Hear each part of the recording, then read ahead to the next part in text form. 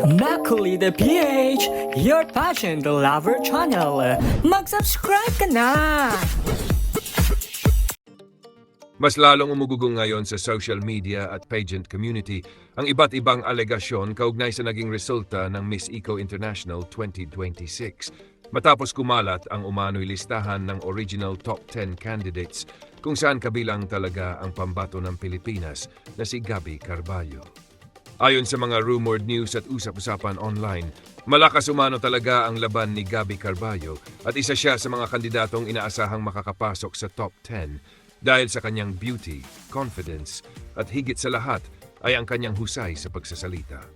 Marami rin ang naniniwalang kapag nabigyan umano siya ng pagkakataong makahawak ng mikropono sa Q&A portion ay posible niyang malamon ang buong competition dahil kilala si Gabby bilang articulate, matalino at very vocal na kandidata.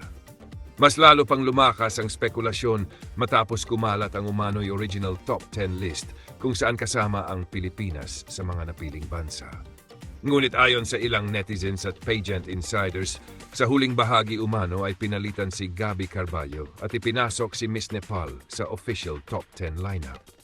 Dahil dito, marami ngayon ang nag-uugnay sa mga naunang naging pahayag ni Gabby tungkol sa umano'y hindi malinaw na judging process, pagkawala ng score sheets at alegasyong tila may nakahanda ng resulta bago pa man matapos ang competition. Hanggang ngayon ay wala pa ring opisyal na kumpirmasyon tungkol dito.